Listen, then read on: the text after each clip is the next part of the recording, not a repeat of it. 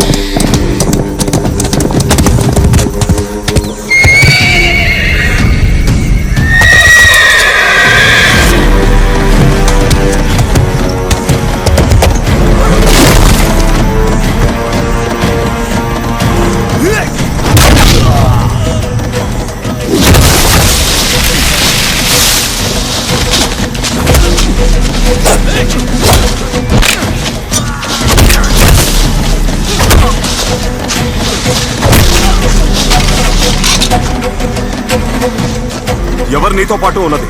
ఎవరు నన్ను కాల్చింది? చెప్పురా, చెప్పు.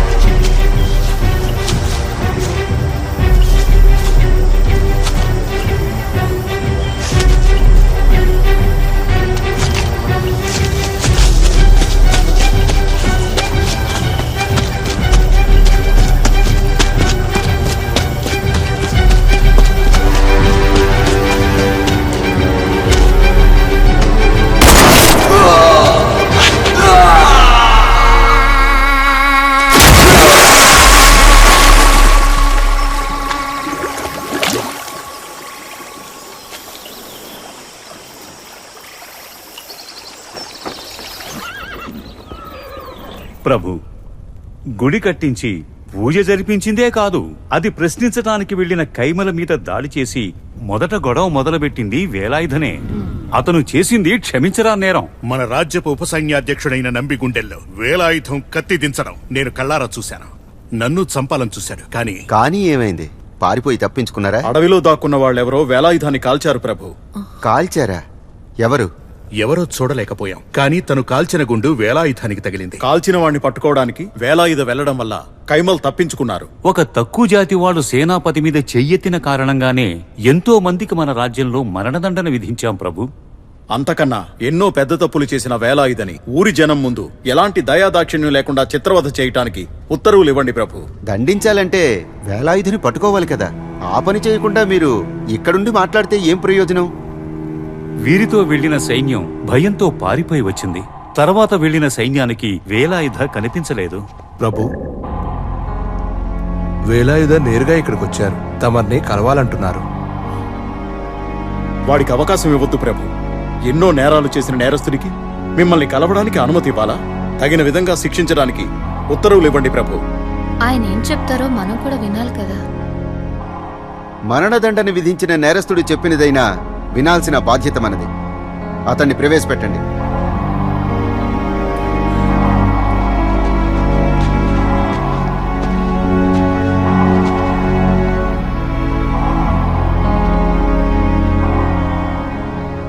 వేలాయుధ పనికరు చేసిన నేరమేమిటో తమరు చెప్పాల్సిన పని లేదు. తిరివిదాంకూర్ ఉపసైన్యాధిపతి నంబిని హత్య చేశారు. దానికి మరణదండన విధించాలి.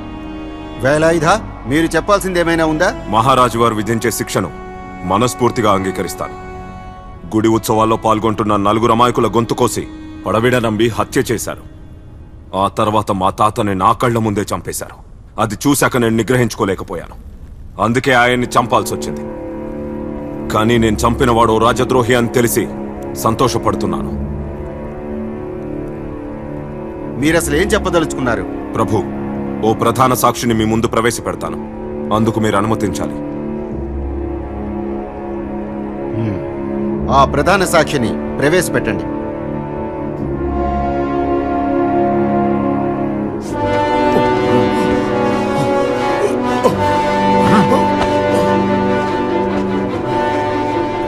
ప్రభు, కాయన్ కుల కొచ్చుని అనుచరుడు. వీడి పేరు భావేందర్. వీడితో పాటు గుర్రం మీద వచ్చిన ఇన్స్పెక్టర్ కన్నన్ కురుప్పే నన్ను కాల్చాడు. కన్నన్ కురుపా? అవును ప్రభు, అతను కూడా కొచ్చున్ని మనిషి. ఈ రోజు నాకు శిక్ష విధించాలని ఆరాటపడుతున్న మన సైన్యాధిపతి కొచ్చున్ని పట్టుకోవడానికి కాయంకుళం అడవికి వెళ్ళినప్పుడు ఆ వివరాలు కొచ్చున్నికి తెలియజేసింది పడవిడ నంబియే.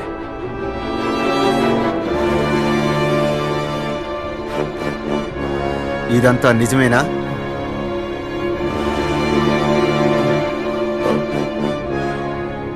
అంతా నిజమే మహారాజా. కొచ్చుల్ని పట్టుకోవడానికి సేనాపతి మిగతా వాళ్ళు వస్తున్న సమాచారాన్ని మాకు అందజేసింది మాత్రం నంబియే మహారాజా. ఇక్కడ ఇంకో వ్యక్తి కూడా ఉన్నారు. మహారాజు పూజ చేసేటప్పుడు నేను పక్కనే ఉంటానని మమ్మల్ని త్వరగా అక్కడి నుంచి పారిపోమ్మని చెప్పింది నంబియే మహారాజా. దానికి ప్రతిఫలంగా మా దగ్గర నుంచి 10,000 బంగారు నాణేలని ఆయన తీసుకున్నారు ప్రభు.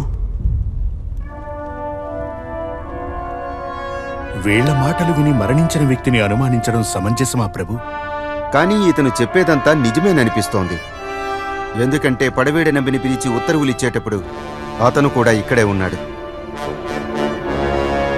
ఆ రోజు నంబితో పాటు వచ్చింది ఈ అయ్యగారు కూడా.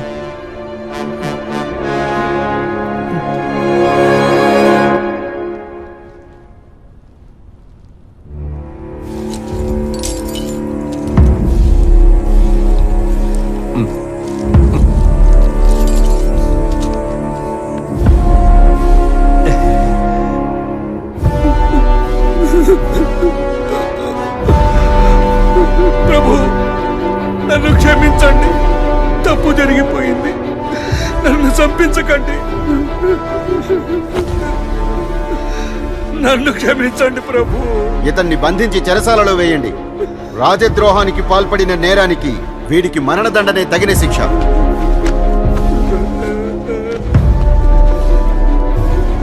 నన్ను క్షమించి వదిలేయండి. నన్ను క్షమించండి ప్రభు. ప్రభు, నన్ను క్షమించండి ప్రభు. ఇప్పటికైనా మీ అనుమానం తీరిందా?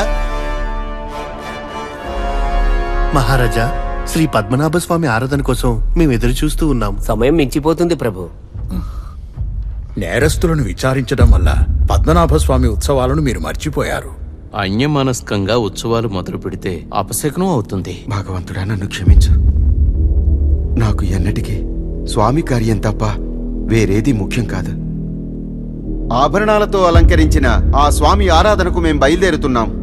రేపు ఉత్సవాలలో ముఖ్యమైన రోజు. ఆ తర్వాత ఆరాధన. ఇవన్నీ ముగిసిన తరువాతే ఈ సభలో విచారణ జరుగుతుంది. అప్పటి వరకు వీణ్ణి బంధించి ఉంచండి.